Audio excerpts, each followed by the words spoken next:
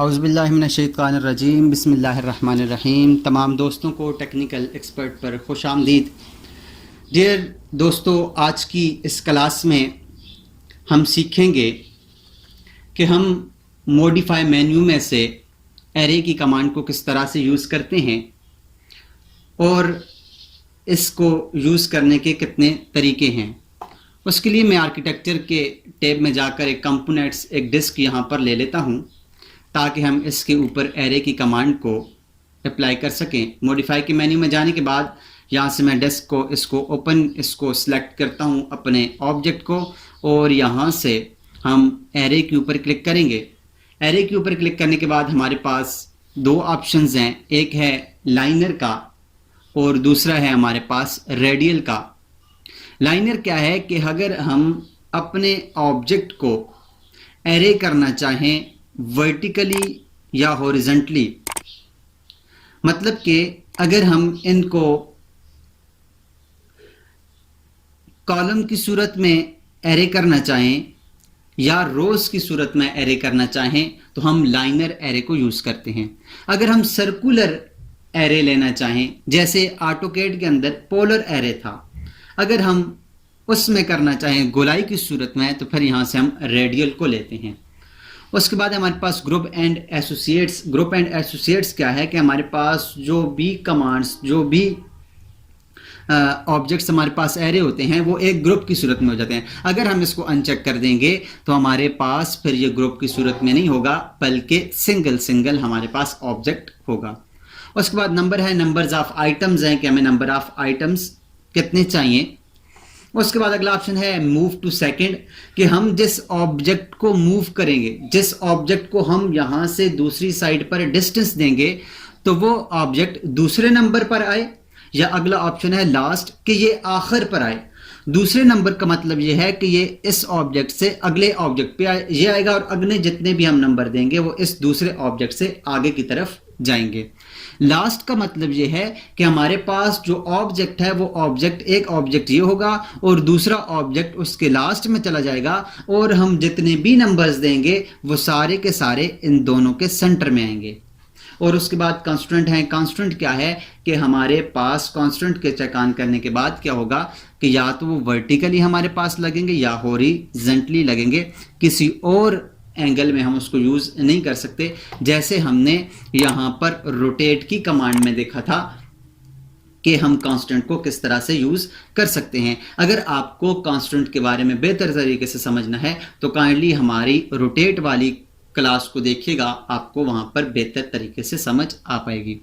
अब हमारे पास स्टूडेंट यहाँ से लाइनर के ऊपर हम मौजूद हैं। यहाँ पर मैंने ऑब्जेक्ट को सिलेक्ट किया। सिलेक्ट करने के बाद यहाँ से मैं क्या करूँगा, इस ऑब्जेक्ट को सिलेक्ट करूँगा। सिलेक्ट करने के बाद हमने इसको डिस्टेंस देना है।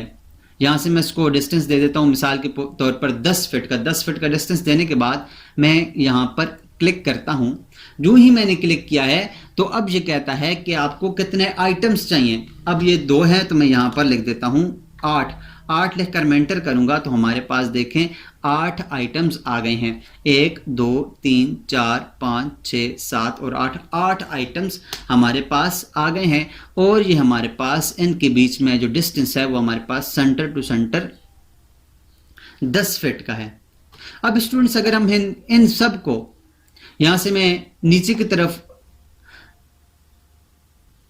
रो की सूरत में अगर इनको मैं एरे करना चाहूं तो क्या करूंगा, यहां से इनको सबको सिलेक्ट करके एरे के ऊपर क्लिक करूंगा, और एरे के ऊपर क्लिक करने के बाद यहां से मैं नीचे की तरफ डिस्टेंस दे दूंगा। जैसे मैं यहां से भी नीचे की तरफ 8 फीट का दे देता हूं। यहां से मैं 8 फीट करूंगा, और ये कहता है कि आपको नंबर ऑफ आइटम्स कितनी चाहिए, नंबर ऑफ रोज कितनी चाहिए, तो मैं यहां पर कर देता हूं 5 और एंटर करेंगे तो आप देखें हमारे पास ये नंबर ऑफ रोज 5 है। 1 2 3 4 एंड 5 जो कि साइड पर लिखा हुआ भी आ रहा है। यहां पर मैं इसको 5 को मैं यहां से 8 करूं अगर, तो ये हमारे पास 8 हो जाएंगी। अगर मैं यहां से इसको सिलेक्ट करने के बाद अगर मैं इसको 3 करूं तो ये वापस 3 हो जाएंगी। तो यहां से भी हम इनको कम और ज्यादा कर सकते हैं। अब स्टूडेंट्स, हमारे पास जब मैं इसको सिलेक्ट करता हूं तो सिलेक्ट करने के बाद एरे की कमांड में जाते हैं तो यहां पर है group and associates. Group and associate के ऊपर अभी क्लिक है तो क्या है, हमारे पास ये टोटल एक ग्रुप बना हुआ है। इस ग्रुप को ख़त्म करने के लिए अगर मैं चाहूं कि मुझे इसको मूव करना है तो मूव करने के लिए इसको मैं सेलेक्ट करूंगा और यहां पर लिखा हुआ है अनग्रुप। अनग्रुप हम एक दफ़ा, अब देखें मैं इसको ऊपर की तरफ अगर मूव करता हूं तो आप देखें एक टाइम में सारे मूव हो रहे हैं और यहां पर दोनों की डायमेंशंस चेंज हो रही हैं। अगर मैं इसको कर देता हूं अनग्रुप, अब ये सिर्फ एक मूव होगा लेकिन एक के साथ पूरी लाइन मूव होगी। ये देखें अब हमारे पास एक के साथ पूरी लाइन मूव हो रही है और ये मूव हमारे पास कैसे हो रही है, ये मूव हो रही है हमारे पास मुख्तलिफ डायरेक्शंस के ऊपर की तरफ डायरेक्शंस के ऊपर। अगर ये हमारे पास कांस्टेंट होता तो ये या तो पूरा का पूरा ऊपर जाता या पूरा का पूरा लेफ्ट राइट जाता, ये इस तरह से किसी और एंगल पर मूव ना होता। तो इसके लिए हम क्या करते हैं, यहां से इसको रोटेट करने के लिए हम क्या करते हैं, कांस्टेंट के ऊपर क्लिक करते हैं जो कि हमारे पास हॉरिजॉन्टली और वर्टिकली हमारे पास मूव हो सकता है। उसके बाद अगर हम इसको एक एक को यहां पर मूव करना चाहें, एक एक को मूव करना चाहें तो उसके लिए क्या करेंगे, यहां से अनग्रुप के ऊपर क्लिक करेंगे और अनग्रुप के ऊपर क्लिक करने के बाद यहां से एक एक को अगर मूव करना चाहें तो 2 दफा से हम इसको अनग्रुप करते हैं तो उस तरह से हमारे पास ये एक एक मूव हो सकता है। उसके बाद स्टूडेंट्स हमारे पास ये तो था लाइनर एरे था। उसके बाद जो दूसरा ऑप्शन है वो इसमें है लास्ट। अब लास्ट क्या है, मैं इन सबको एक दफ़ा से डिलीट कर देता हूं, इन सबको मैं डिलीट करता हूं, यहां से इनको भी डिलीट करता हूं और डिलीट करने के बाद दोबारा से मैं एरे में जाता हूं और एरे में अपने इस ऑब्जेक्ट को सिलेक्ट करके एरे की कमांड को लेता हूं और यहां से इसको कर देता हूं लास्ट। जब मैं इसको लास्ट करता हूं तो लास्ट करने के बाद अब क्या होगा कि ये वाला ऑब्जेक्ट हमारे पास लास्ट पर जाएगा। मैं यहां से इसके बीच में डिस्टेंस दे देता हूं 40 फीट का। 40 फीट का डिस्टेंस देने के बाद मैं यहां पर क्लिक करता हूं तो अब ये कहता है कि आपको नंबर ऑफ आइटम्स कितने चाहिए।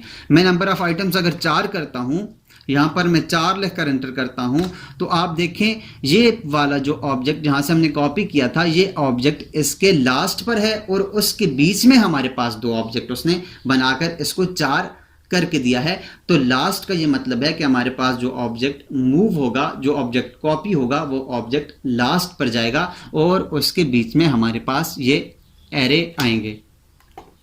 ये तो था स्टूडेंट्स हमारे पास एरे लाइनर में। उसके बाद हम देखते हैं कि हम रेडियल एरे को किस तरह यूज कर सकते हैं। उसके लिए मैं क्या कहता हूं, कंपोनेंट्स में जाता हूं और यहां से एक गोल टेबल ले लेते हैं ताकि हम उसको गोलाई में ले सकें। यहां पर मौजूद नहीं है तो हम लोड फैमिली में जाएंगे। लोड फैमिली में जाने के बाद यहाँ से लाइब्रेरी में हम जाएंगे और लाइब्रेरी में से मैं यहाँ से फर्नीचर में से टेबल में जाता हूँ और कुछ गोल टेबल यहाँ से ले लेता हूँ। ये हमारे पास गोल टेबल है, मैं इसको यहाँ पर लेता हूँ और लेने के बाद यहाँ पर इसको मैं इसको रख लेता हूँ। रखने के बाद स्टूडेंट्स ये तो हमारे पास टेबल आ गई। अब दोबारा से मैं कुछ चेयर्स देखता हूँ जिनको मैं यहाँ पर इसके साइड पर लगा सकूं। यहाँ पर मौजूद नहीं है तो लोड फैमिली में जाएं और लोड फैमिली में जाने के बाद यहाँ से आप चेयर्स को भी ले सकते हैं। मैं फर्नीचर में जाने के बाद यहाँ से सीटिंग में जाएं और ये कुछ चेयर्स यहाँ पर मौजूद हैं तो हम यहाँ से किसी एक चेयर को ले सकते हैं। मैं इसी चेयर को लेता हूँ और यहाँ पर इसको कर देता हूँ ओपन और इसको मैं यहाँ पर कहीं पर भी रख देता हूँ। मैं इसको यहीं पर रख देता हूं। अब स्टूडेंट्स मैं चाहता हूं कि हमारे पास ये जो चेयर हैं इसके अराउंड आ जाएं तो उसके लिए मैं क्या करूंगा, यहां से इस ऑब्जेक्ट को सिलेक्ट करूंगा। सिलेक्ट करने के बाद एरे के ऊपर क्लिक करूंगा। जब मैं एरे के ऊपर क्लिक करता हूं तो वही ऑप्शन हमारे पास आ जाते हैं। यहां से मैं लूंगा रेडियल एरे को। रेडियल एरे को लेने के बाद यहां से ये लास्ट है और यहां पर ये सेकंड्स है और नंबर ऑफ आइटम्स है और एंगल है। अब आप देखें अगर तो हमारे पास इसका सेंटर पॉइंट इस जो चेयर है उसके बीच में ले रहा है। अगर मैं यहीं पर नंबर ऑफ आइटम्स देता हूं तो ये क्या करेगा, ये इसी पॉइंट के चारों साइड पर इसको घुमा देगा, मतलब कि अपने ही चेयर को चारों साइड पर घुमा देगा। लेकिन मुझे चाहिए ये यहां से इसके सेंटर में, तो उसके लिए मैं क्या करता हूं, यहां पर प्लेस के ऊपर क्लिक करता हूं और प्लेस के ऊपर क्लिक करने के बाद यहां से मैं प्लेस लेता हूं और प्लेस लेकर अब अगर आप देखें तो इसका सेंटर पॉइंट हमारे पास इस जो टेबल है उसके सेंटर में है और अब इसके चारों साइड पर घूमेगी। अब इसके अंदर जो है सेकंड, अब सेकंड क्या है कि अगर हम इसको चारों साइड पर घुमाना चाहते हैं तो हमने इसको देना है यहां पर एंगल। तो एंगल देने के लिए सेकंड का मतलब यह है कि एक ऑब्जेक्ट से दूसरे ऑब्जेक्ट तक का एंगल। मैं यहाँ पर मिसाल के तौर पर 90 का एंगल देता हूँ। जब मैं 90 का एंगल देता हूँ तो हमारे पास एक ऑब्जेक्ट से दूसरे ऑब्जेक्ट तक 90 का एंगल है। अब हमारे पास क्या है कि 360 में कितनी दफ़ा 90 आता है, 4 दफ़ा 90 आता है। तो हम यहाँ पर 4 ऑब्जेक्ट्स लगा, अगर मैं यहाँ पर 5 लिखने की कोशिश करूँगा, जब मैं लिखूँगा तो ये 5 ऑब्जेक्ट को नहीं लेगा। क्यों नहीं लेगा? क्योंकि हमारे पास 360 में अगर 90 के एंगल को लगाया जाए तो 4 ही ऑब्जेक्ट लगा सकते हैं। तो इसलिए हम यहाँ पर, मैं दोबारा से प्लेस के ऊपर क्लिक करता हूँ और यहाँ से इसको सेंटर में लेता हूँ। यहाँ से हम 4 ऑब्जेक्ट लगाएंगे तो तब ही हमारे पास ये लगेगा, और लगेगा ये 90 के एंगल पर। अगर आप इसको 45 पे कर दें तो फिर आप इसको 8 आइटम भी लगा सकते हैं। अगर आप इसको 20 पे कर दें तो फिर आप 360 पे डिवाइड करके देख सकते हैं कि आपके पास ये कितने इसके अंदर आइटम्स आ सकते हैं। 90 का करने के बाद अब हमने ये 4 है तो 4 के ऊपर क्लिक करें तो आप देखें हमारे पास ये चेयर्स चारों यहाँ पर इसके बीच में आ चुकी हैं, इसके साइड पर आ चुकी हैं। अब स्टूडेंट्स ये तो था हमारे पास एरे में सेकंड। अब लास्ट क्या है? लास्ट ये है कि हमारे पास पहला एरे, इसको मैं सिलेक्ट करता हूँ, सिलेक्ट करने के बाद एरे में जाता हूँ। अब लास्ट क्या है कि लास्ट वाले एरे हमारे पास कौन सी जगह पर जाए, तो मैं यहाँ से 180 पर देता हूँ, 180 डिग्री देता हूँ तो लास्ट वाला हमारे पास 180 पर जाएगा। और उसके बाद सॉरी ये हमने यहीं पर इसको मैंने लगा दिया है, मैं यहाँ से इसको डिलीट करता हूँ। दोबारा से मैं इसको सिलेक्ट करने के बाद एरे के ऊपर क्लिक करता हूँ और प्लेस को यहाँ से प्लेस लेता हूँ, जगह ये लेता हूँ। उसके बाद मैं यहाँ पर इसको कर देता हूँ 180। अब मैं 180 जब करूँगा तो हमारे पास इसका लास्ट वाला एरे 180 होगा, और उसके बाद मैं यहाँ से इसको कर देता हूँ 3 आइटम्स कर देता हूँ और एंटर दबाता हूँ।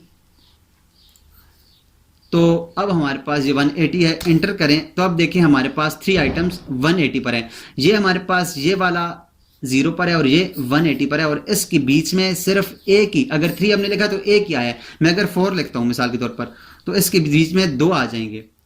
अगर ये दोनों के बीच में 180 डिग्री है और इसके बीच में मैंने कितना लिखा, 4 आइटम्स लिखे तो 2 इसके बीच में आ गए और 2 ये आ गए।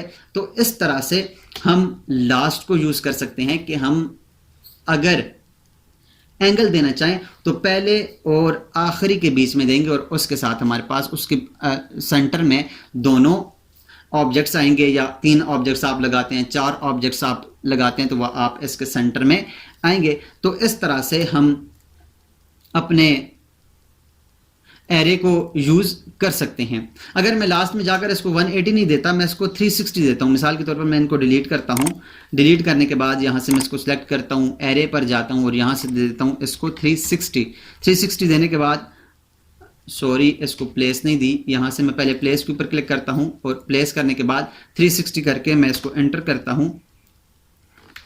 सॉरी यहां से दोबारा से मैं प्लेस लेते हैं और प्लेस लेने के बाद यहाँ से मैं इसको सिलेक्ट करने के बाद यहाँ से इसका एंगल दे देता हूँ 360 दूंगा तो इसका लास्ट वाला हमारे पास 360 है। अब यहाँ से आपको 360 के अंदर कितने आइटम चाहिए, मैं चाहता हूँ मुझे 360 के अंदर 6 आइटम चाहिए। 6 लिखकर एंटर करूंगा, यहाँ से मैं इसको 6 लिखकर एंटर करूंगा तो 360 के अंदर हमारे पास 6 आइटम्स आ जाएंगे।